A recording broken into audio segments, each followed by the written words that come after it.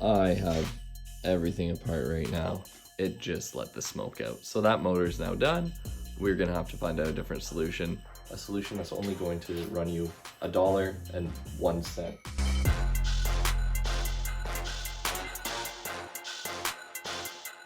Good day, and how's it going? Today, I want to talk to you about my buddy, my big buddy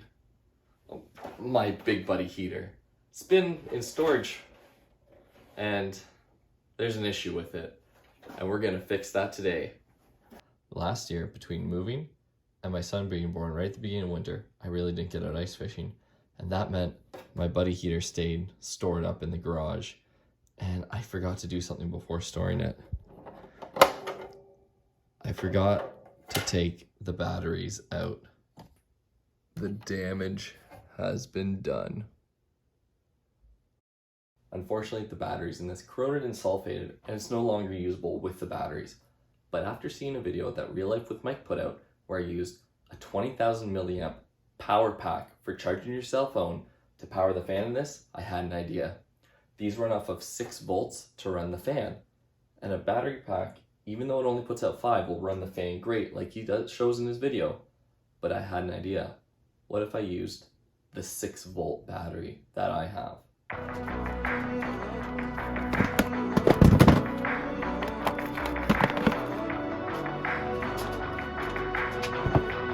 Yes, we're going to be using the battery out of our Barbie Jeep, our power wheels, whatever we got, as long as it's 6 volts, to power the fan and our buddy heater for this winter. First things first, we're going to take a Phillips screwdriver, find our 4 screws, and remove them. Then you're going to pull back a little bit, grab up on the top here with your fingers in there, then pop it up. And you're going to pop it off the hooks. And there you have your entire fan unit. How this works, as the fan spins, it forces air up and through the heater to blow the hot air. Helpful hint right here.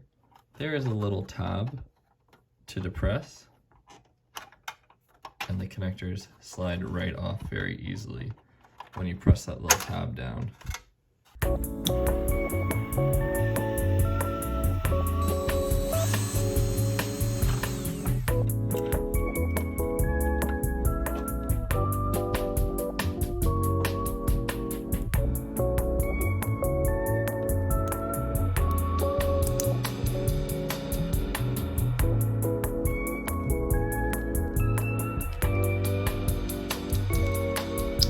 Things have kind of escalated since I last left you there. As you can see, I have everything apart right now.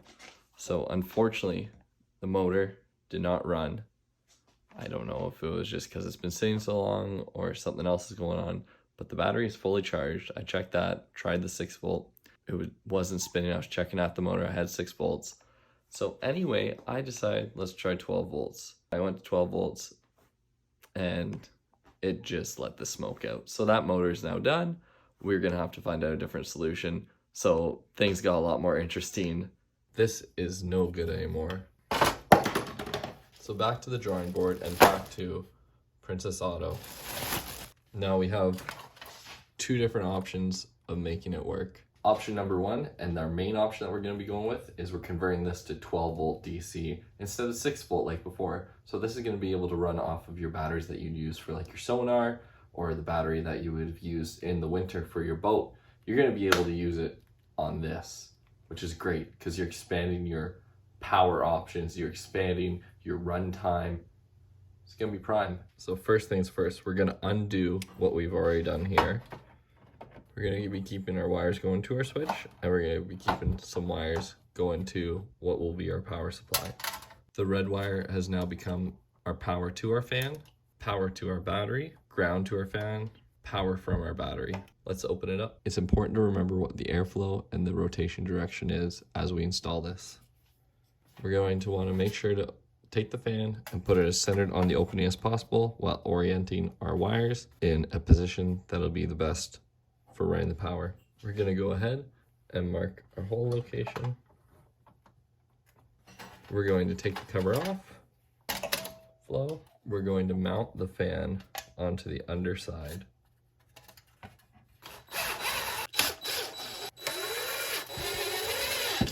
And we now have our fan mounted to the underside. When we take our cover and lay it on top, it does not lay flat. So we're going to have to cut this channel out to fit our new fan. Now that we've gone ahead, made some cuts, we can now fit our fan into place.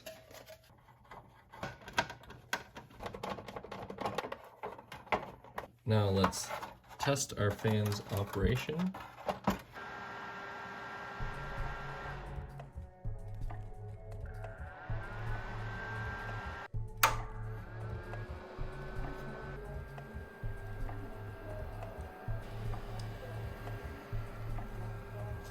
And there you have it. We are now able to power this off of a 12-volt source, pumping out the heat. What if you want a solution that's only going to run you $1.01 and only needs a power supply that you probably have to charge your phone out on the ice? And here's all you need to get this done. You have your flex spin, you have your power supply or power bank, and you have some Velcro. And that's all you need to do this. It only takes a couple minutes. First off, we're going to take our power bank, we're going to flip it over. We're going to measure out some Velcro, peel that adhesive off the back, and we're going to slap it on there. Next, we're going to go ahead, back of our heater, pick a good midway point. You're going to want the fan just to come up right either around this area or just above the handle. I'm going to take the flex spin out of the package, plug it in, the fan turns on. Find a spot to place it, it's ready to run.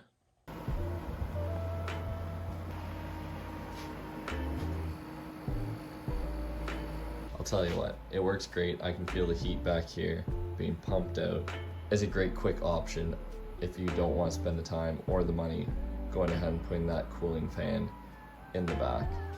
I hope you enjoyed today's video. It took a turn for the worse with us not being able to use 6-volt anymore, but I'm really excited that we got 12-volt working and we got that backup idea for our fan. And if you really enjoyed today's video, make sure you like, give it a thumbs up, comment below, and if you like that flex spin fan, well, I gotta tell you, I got 3 more of these that I want to give away to you. So make sure you subscribe and like this video and comment below, and I'll be choosing 3 random people to get one of these flex spin fans.